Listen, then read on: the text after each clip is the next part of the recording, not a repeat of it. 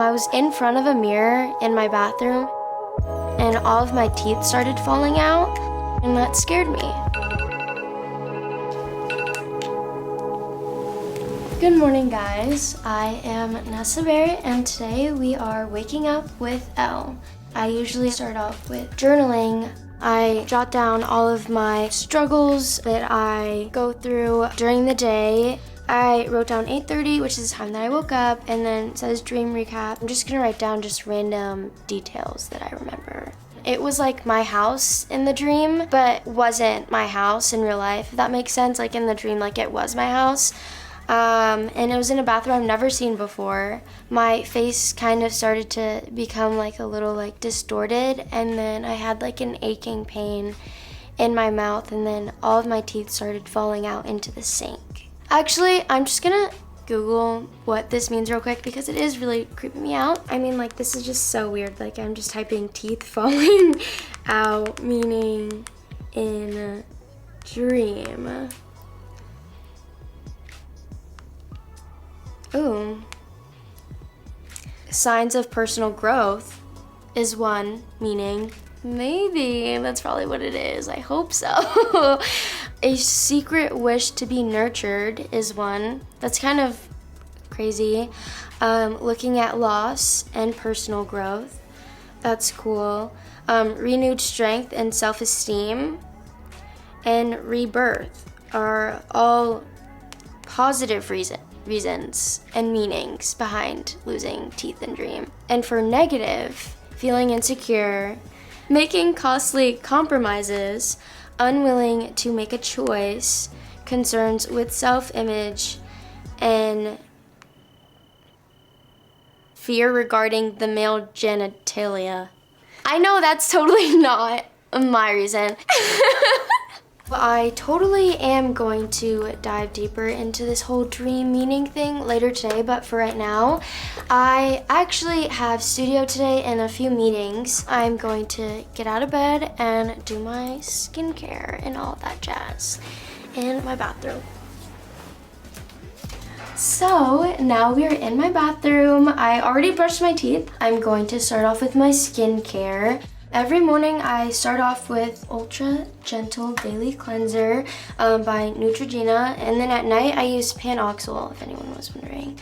But this one's a lot stronger, so I like to use that one at night, and then I use a gentle one for the morning. That way my face isn't too red. I do like 2 pumps. I like a lot, and I kind of just pull my hair back. I use clips, but I have extensions in right now, so it won't stay. So I don't care if my hair gets wet. I just kind of like mix it with water first, and then I rub it all over my skin, and I just kind of just like spend a little bit of time rubbing it in and making sure it's all in there. I want it in every pore.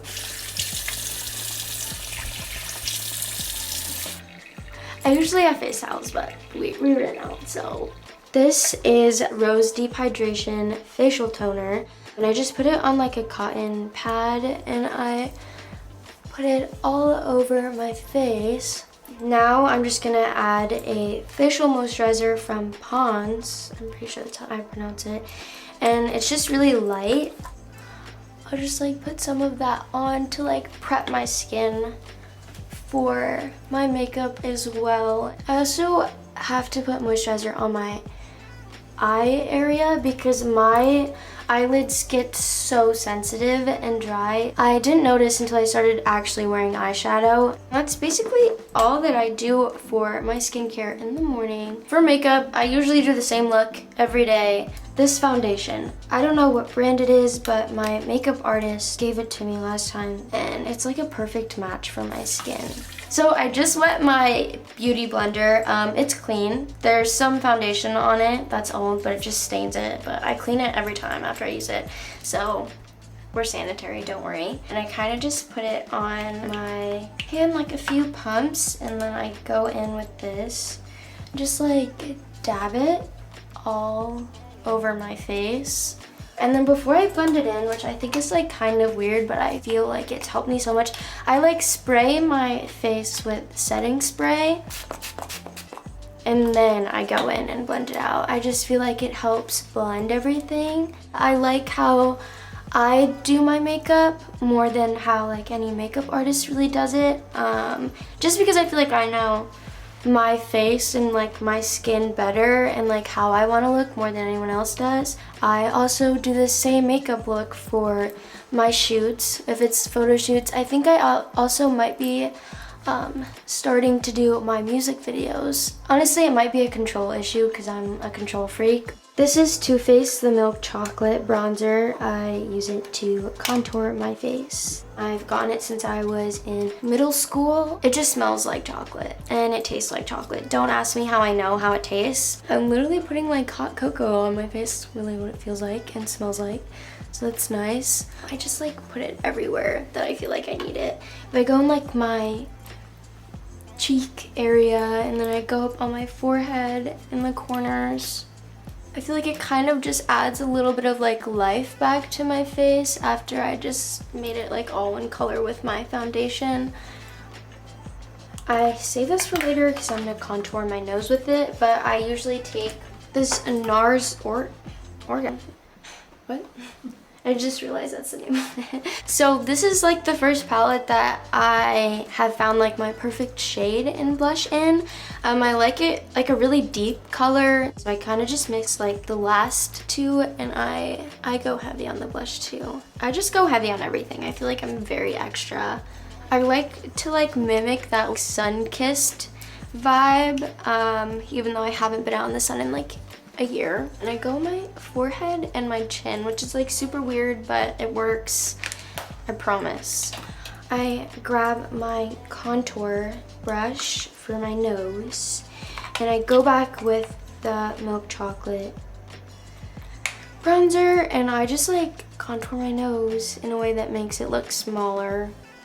I saw this on YouTube, so I just kind of like mimic it now. I don't really know what I'm doing. But yeah, I kind of like make a line up there. And then I go into my bridge, kind of like thin it out a little bit. Like go all the way up. I'm gonna try going in with this other Too Faced bronzer and see how that looks. Though it's like more noticeable. After that, I go in with my Too Faced. I love Too Faced. Holy crap, wow. And it's a Sweet Peach palette and I love the pinks and the oranges and I have green eyes and I heard that if you use like an orange eyeshadow, kind of it like makes your eyes pop in a way. Also purple, but just apply it randomly on my lid. I feel like it's all like muscle memory at this point and I just know when it's enough. And I go in with like a deep orange kind of and I go under my lid and bring the eyeshadow there. So I apply my eyeliner inside my inner corners, but I do it in like a really like rough way because I like when it's low-key smeared and all over the place. Like I've cried for like 3 hours and then I just kind of like mess it up with my finger. I don't know what it does, but it does something. And then I go in with some mascara. I just hit my bottom lashes a little bit because I have lash extensions on my top ones. That way it like evens them out a teeny bit. I don't really like filling my eyebrows in, so I just use this Anastasia eyebrow gel that's clear. And I just brush them up. And it's just kind of crazy because my eyebrows are so much lighter than my hair. I dye it black if you guys didn't know, but it's fake. It's not real. Second to last step, which is like one of my favorites, highlighter. I just kind of get it on like a small brush and I kind of put it on my nose like that. And then inside my inner corner. I'm usually in a rush when I finally get to my makeup because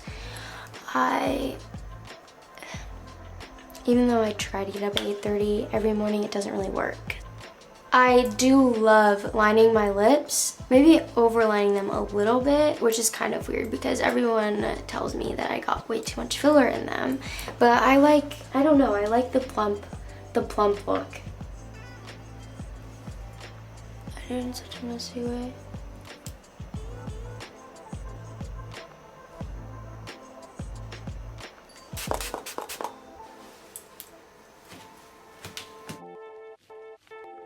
So amazing, and you know, I use music for my therapy, so they're all so personal to me and they mean so much, and just to see all the support and then people like, you know, understand and relate it is just, I don't know, it makes me feel like I'm like meant to do this, and as long as I'm helping people.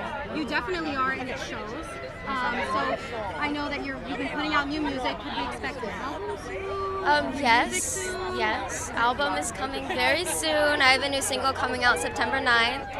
And I'm so excited. It's like my baby, my first album ever. So, yeah, it's incredible. I'm sure the fans are super excited. I'm excited to hear it, and I can't wait for that to come out.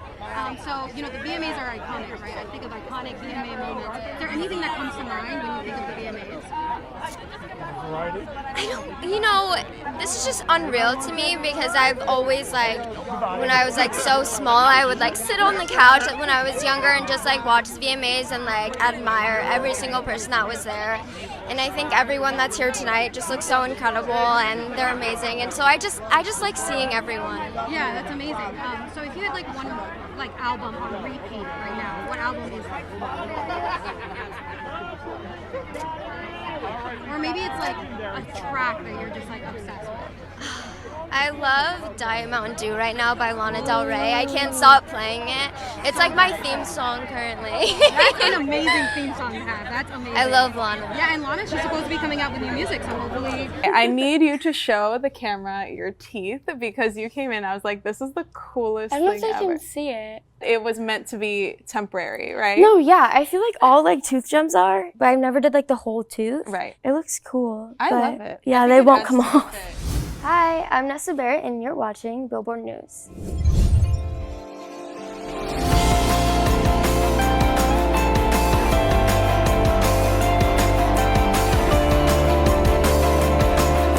Hey everybody, it's Rania Niftos from Billboard News and I'm here with Nessa Barrett. I hate that I always look my best when I'm dying on the inside. So it's a very exciting month for you. You had Tired of California coming out. I'm so tired of California. I'm so tired of LA. You also have your debut album, Young Forever. Forever, would it be fine? So I want to know everything about the single and when you started feeling tired of California. If I'm being honest, I feel like the first week I like moved here.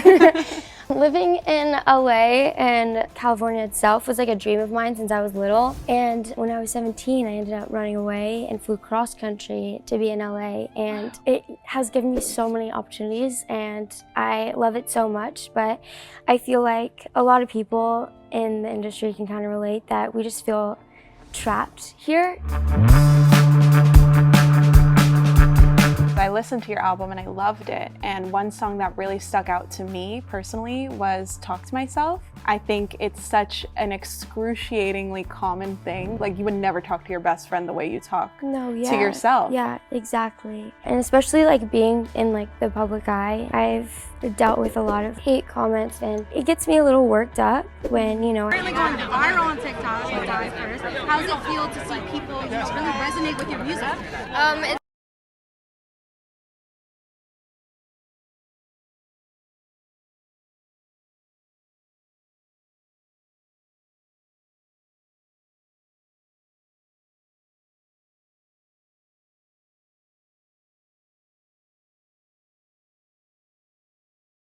We'll have something else to be listening to soon. No, I'll be so excited. Yeah, well, have a great time out there. And we can't wait for your new music to come out. Thank you so much.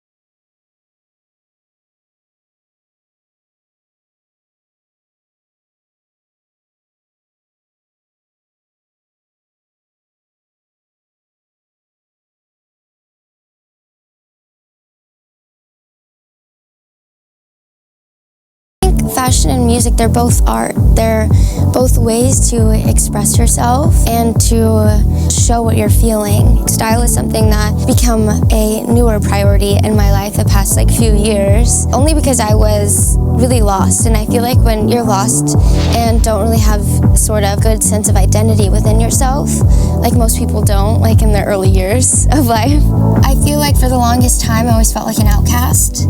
And it took me a while to really be comfortable into wearing the things that I want to wear. It's really interesting because I've noticed on my tour, all the kids that come, they either wear outfits that are inspired by me. There's just an overall vibe. They'll recreate a red carpet look that I've done or a music video look. It's very heartwarming just to see this little space and family that we've created for each other.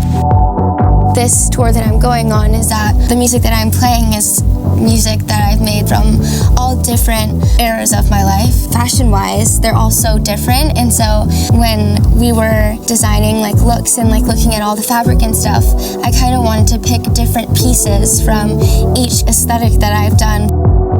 There is a vibe that is created by the certain vocabulary that you use. So me already being able to visualize what world and what aesthetic my songs are based around, it helps me figure out what words I'm gonna use. I have a song called American Jesus, and it's very Americana vibes. And so I used lyrics like jeans and cowboy and cigarette smoke. The songwriter, me. When I'm writing these songs, I'm in a very intimate space. I'm in sweats, I'm comfortable, I am in a couch with a mic. My songs are very vulnerable as well, and so I have to really lock into my feelings. And then my shows are kind of like the showcase for these songs, and you have to come with the big energy. I mean, the one thing that I always said growing up, so I always wanted to be, this pop star singer, but one thing I never could rack up in my head was being able to get on stage in front of people and performing. I have social anxiety, I get nervous, like most people would, I feel like. I would 100% say, yeah, my clothes on stage are a shield. No, I wouldn't say a mask, because it is influenced by, the things that I like, and there's a certain thing that I've noticed that happens that I can just kind of turn something on and just walk on stage and be that person that I'm supposed to be. I'm trying to make outfits that I could feel is my superhero suit, because it's easier for me to kind of dress up, and it gives me that extra confidence. Because when you look the part, you play the part. You know what? You're a performer at the end of the day. And so you want to have a costume, and you want to feel, cool. Club Heaven is a very special song of mine, and I release it the day of Austin City Limits, and I get to perform it for the first time live in front of people. And I feel like it's one of those songs that is really going to bring me and everyone in the crowd to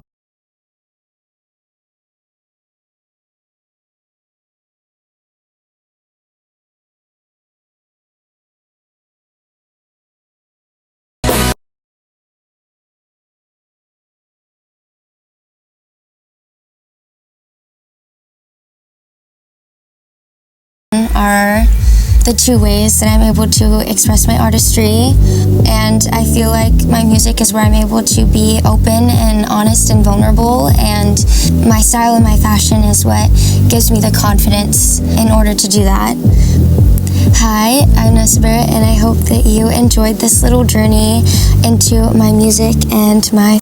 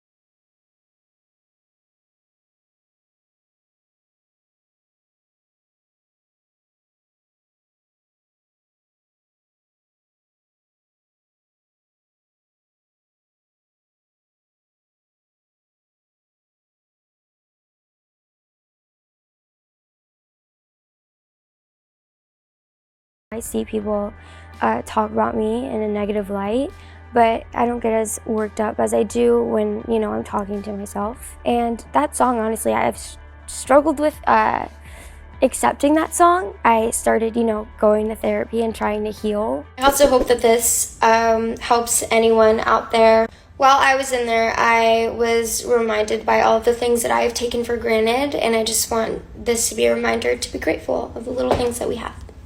And so listening to that song was like, started to get really hard because I wanted to kind of change my mindset. Right. But sometimes I do fall back into it. And it captures a moment that's Oh, real. Yeah. Everyone's like their worst enemy. Exactly. Don't know how much longer I can keep this down. You said that it took you 14 months to write this album, and of course you had your own ups and downs through it, and must have been incredibly draining to tap into those emotions. What do you do to help yourself feel better, heal your inner child, or whatever it might be, to like be able to feel like, okay, I can sleep peacefully at night, not caught up in all my emotions? I actually do hypnotherapy. And like when you mentioned like the inner child thing, like that's something that like we heavily work on. Yeah, I feel like working with yourself and getting very deep, and also learning how to have compassion for the person that's kind of inside of you, because we kind of forget that and we neglect ourselves. In a way, I feel like is very important. I hope I die first, 'cause I don't wanna live without you. What do you think is the biggest misconception that people have about social media, like influencers or people who have a lot of followers on social media who want to branch into their art and really take their art seriously? I think that, you know, everyone online isn't fully, you know, the person that they are on social media. And so when people kind of start to branch out and do new things or follow a dream of theirs that they've never shared that they've had online before, it's kind of confusing for people, and it's hard for them to accept because they're already so focused on put you in the box. Yeah, you know, They gon' put me in a madhouse. Visit you, visit me. Just because, you know, you have an audience and you have a big platform doesn't mean that you don't grow and change like everyone else, because that's... I feel like my style is pretty edgy, I'd say, and dark. I usually dress in a lot of baggy, oversized stuff with heels or like boots that are like platforms on it because I'm short. So today, I guess this is the outfit that I'm going with. It's like a jean set with a nice corset top. I just love fashion. When it comes to music videos and like even going to the studio, I feel like I like looking the part and feeling like Nessa. Just like an extra boost of confidence that just like helps me feel good about myself, and I feel like I'm always ready to go as soon as I have a nice outfit on.